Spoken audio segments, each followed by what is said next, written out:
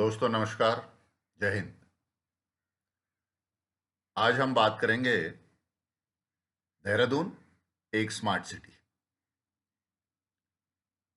पहले तो ये बोलते हुए ही बड़ी शर्म भी आती है, हंसी भी आती है, गुस्सा भी आता है कि देहरादून और स्मार्ट सिटी बड़े अलग अलग से दो शब्द हैं। एनीवे, स्मार्ट सिटी इसलिए, ये जो कॉन्सेप्ट था स्मार्ट सिटी के लिए,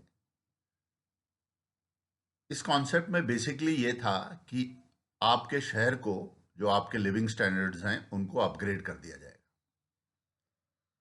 आपका जो इंफ्रास्ट्रक्चर है वो बेहतर कर दिया जाएगा। आपकी बिजली पानी की जो सुविधा है उसको अपग्रेड कर दी जाएगी। जैसे बिजली की लाइनों को अंडरग्राउंड कर दिया जाएगा। पानी जो है आपको साफ पानी 24 घंटे मिलेगा। आपकी जो ट्रांसपोर्ट सर्विसेज हैं, पब्लिक ट्रांसपोर्ट, वो बेहतर कर दी जाएंगी। और एनवायरमेंट सस्टेनेबल डेवलपमेंट किया जाएगा ताकि आपके जो एनवायरनमेंट है उसको असर ना पड़े। तो पहले तो कई साल स्मार्ट सिटी मिशन जो था वो देहरादून में नहीं आया। फिर कुछ इलेक्शन की मजबूरियां, वोट लेने हैं और दिखाना है कि कुछ हो रहा है, तो देहरादून को स्मार्ट सिटी मिशन में ले लिया गया। अब सबसे पहले तो देहरादून, जैसे हमारा पूरा उत्तराखंड है, हम लोग अर्थक्वेक सेंसिटिव जोन में आते हैं। पूरी इंडिया में सबसे ज्यादा अर्थक्वेक सेंसिटिव जोन जो है वो उत्तराखंड में है, क्योंकि हम यंग हिमालयाज में हैं। तो सबसे पहले तो यहाँ ये जो कंक्रीट के जंगल बन गए हमारे यहाँ, ये होने ही नहीं चाहिए थे। मगर फिर भी, तो आज हमारा क्या सीन है, आज हम किस स्थिति में हैं यहाँ देहरादून में। एक तो यहाँ कंक्रीट का जंगल बन गया, जहाँ पहले हरियाली इतनी होती थी, जहाँ कभी यहाँ लीची बाग होता था, वहाँ अब नाम ही नाम है लीची बाग, लीची के पेड़ नहीं है, सब मकान बन गए हैं। जहाँ हमारे यहाँ बहुत आम वाला, आम के बाग होते थे, जगह का नाम था आम वाला, आज वहाँ आपको इक्के दुक्के आम के पेड़ दिखते हैं। वहाँ भी कंस्ट्रक्शन हो गया है। देहरादून में आप कहीं भी चले जाइए, चारों तरफ मसूरी तक आपको रास्ते में कंस्ट्रक्शन दिखेगा। इस तरफ आप हरिद्वार की तरफ देख लीजिए, कुछ सालों में, मेरे ख्याल बहुत जल्द, देहरादून हरिद्वार के बीच में और ऋषिकेश के बीच में बहुत ज़्यादा कोई खाली जगह, आपको खेत वगैरह, खेत खलियान नहीं मिलेंगे। सब जगह कंस्ट्रक्शन चल रही है, पूरे जोर शोर में कंस्ट्रक्शन चल रही है। तो ये जितने हमारे हरे भरे एरिया थे, ये सारे खत्म हो गए। जब ये खत्म हो गए तो जो वेटलैंड थे, जहाँ बारिशों में पानी इकट्ठा हो जाता था, तालाब बन जाते थे कहीं गदेरे गदने, वो धीरे धीरे खत्म हो गए। अब वो जो पानी रीरूट हो गया, पहले वो नेचुरली वो पानी फ्लो करता था, अब जहाँ पर वो फ्लो करता था वहाँ तो मकान बना दिया, तो अब वो पानी एक दूसरी दिशा ले लेता है बरसातों में। जो हमारे ड्रेन, स्टॉर्म ड्रेन सिस्टम है, वो आप लोगों को पता ही है, बारिशों में देहरादून के क्या हाल होते हैं। गाड़ियां खड़ी करके लोगों को किश्तियां ले लेनी चाहिए। अब मेरे ख्याल बरसातों में किश्ती चलाया करेंगे हम लोग। हमारी जो नदियां थी, रिस्पना और बिंदाल, उनके हालत आप देख रहे हैं, वो अब तकरीबन नाले बन चुके हैं। नदियां तो कहना नहीं चाहिए उनको, क्योंकि उनके किनारे बस्तियां बसा दी आपने। सारा सीवेज जो है वो बिंदाल और रिस्पना में जाता है। तो ये स्मार्ट सिटी की अभी हालत मैं आपको बता रहा हूँ।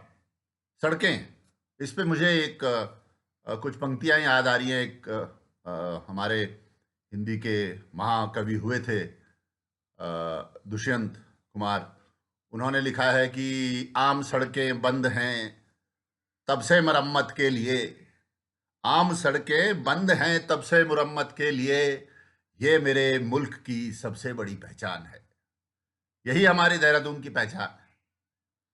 आप किसी तरफ चले जाइए, सड़कें खुदे मिलेंगी आपको। साल में कम से कम 2-3 दफा ये सड़क खोदते हैं, कमाल की बात है।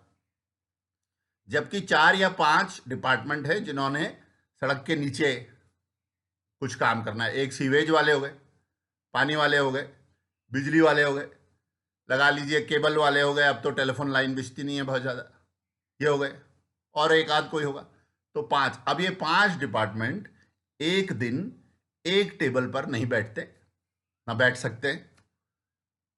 तो इसलिए पहले, और एक रोड कंस्ट्रक्शन वाले, सॉरी उनको तो भूल गया, वो तो रोड तो बनानी, तो ये नहीं बैठ सकते साथ। तो पहले सीवेज वाले जो हैं वो पूरी रोड खोदते हैं, सीवेज डालते हैं, और कमाल की बात यह है कि रोड के बीच में वो सीवेज के जो ढक्कन होते हैं वो रोड के बीच में होते हैं, ताकि जाते हुए आपको यूं यूं जाना पड़े। फिर वो सीवेज डाल देते, रोड वाले रोड बना देते। फिर बिजली वाले को याद आता है, अरे मैंने भी डालना था अपना केबल, तो फिर वो खोदता है, फिर वो केबल डालता है, फिर रोड बनती है। तब तक पानी वाले को याद आता है कि पानी का भी तो डालना था इसमें सिस्टम, फिर रोड खुदती है।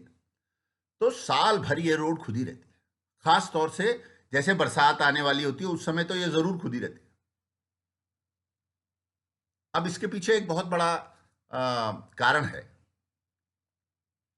और वो कारण यह है, पहली बात तो इनका आपस में कोई कोऑर्डिनेशन नहीं है, और कोऑर्डिनेशन रखना भी नहीं चाहते, क्योंकि एक दफा चाचे को ठेका देना, एक दफा मामा को ठेका देना, एक दफा भतीजे को ठेका देना, एक दफा भांजे को ठेका, कई लोग हैं, साले को ठेका देना, साले को तो जरूर देना ठेका भाई।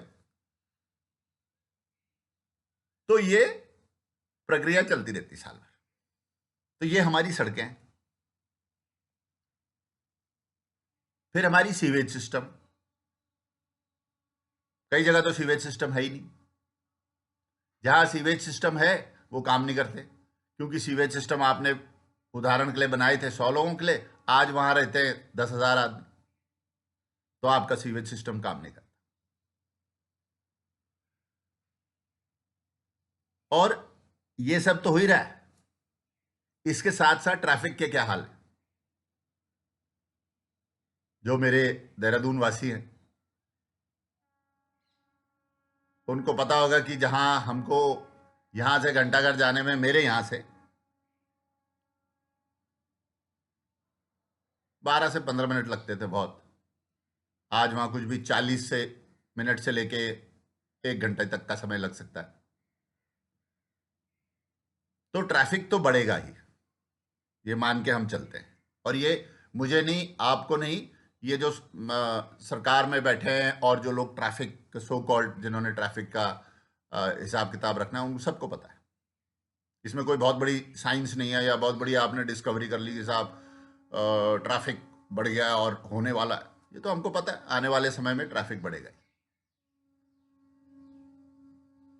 और सड़कें और स्पेस आपके पास लिमिटेड है, तो आपने कुछ ऐसा सोचना है जिससे ट्रैफिक स्मूथली निकले यहां से। सड़कें हैं उसको आपने चौड़ी कर दी हैं, ये तो कोई भी कर सकता था, ये तो किसी भी एवरेज बुद्धि वाले आदमी को उठाएंगे तो वो कर लेगा, कोई बहुत बड़ी बात नहीं। मगर वो क्या करना है जिससे कि आज से 25 साल 30 साल आगे तक की सोच रख के हम ट्रैफिक को या डेवलपमेंट को करें। पर नहीं करना है हमने, क्योंकि हमारी सोच, हमारी लाइफ, हमारी जिंदगी सिर्फ 5 साल है। जिस दिन आप मुझे कुर्सी पे बिठा दोगे, वहां से लेके 5 साल तक मेरी सोच है, उससे आगे मेरी सोच नहीं है। बल्कि 5 भी नहीं, 4 ही साल समझे, क्योंकि 1 साल पहले से अपना काम धंधा बंद करके फिर आपने वहां जाना है वोट मांगने के लिए।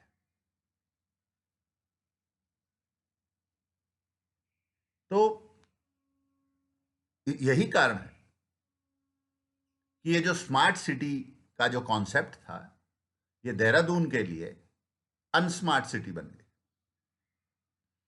और स्मार्ट सिटी बनाने के लिए स्मार्ट लोगों की जरूरत होती है। वो आपके पास है नहीं,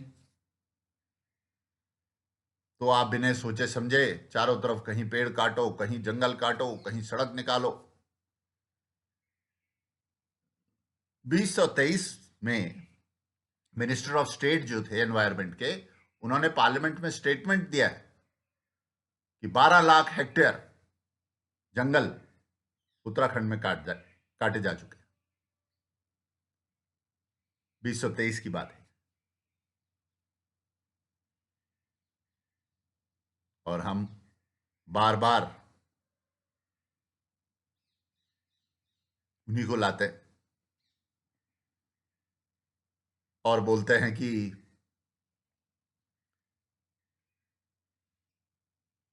आपने काम तो कुछ नहीं किया, मगर फिर भी आप सरकार में आए और वहां बैठे। कमाल की सोच है हमारी। तो हमको सोचना पड़ेगा कि क्या हमने हमारी जितनी बची हुई जिंदगी हमने ऐसी ही काटनी है कि पॉल्यूशन भरा जो हमारा एनवायरनमेंट है और ये जो क्योस है, एक किस्म से अगर आप कभी आप बाहर निकलें देहरादून में तो ऐसा लगता है गदर हो रखी है, पता नहीं क्या, कुछ ऑर्डरली नहीं है, कोई सिस्टम नहीं। ट्रैफिक से मुझे याद आया, बड़े सारे लोग बिना हेलमेट के टू व्हीलर चलाते हैं। पहली बात तो हम क्यों बोले किसी को कि भाई अपना सर बचा, लोगों को खुद पता होना चाहिए। पर चलिए, अगर ये एक ट्रैफिक रूल बनाया हुआ है तो मुझे तो दिखते नहीं कहीं चलान होता हुआ कोई। 3-3, 4-4, कई लोगों को तो कार लेने की जरूरत ही नहीं है, वो तो स्कूटर में ही बिठा लेते हैं 5 आदमी और पुलिस कोई चालान नहीं करती।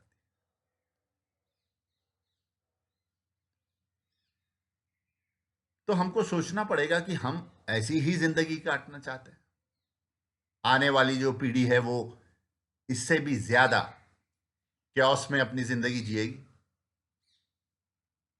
या हमारे पास कुछ ऑल्टरनेटिव है, कोई दूसरा ऑप्शन है कि हम अपनी आने वाली जिंदगी, हमारी आने वाली पीढ़ी को एक बेहतर जिंदगी दे सके। ये सोचना तो पड़ेगा।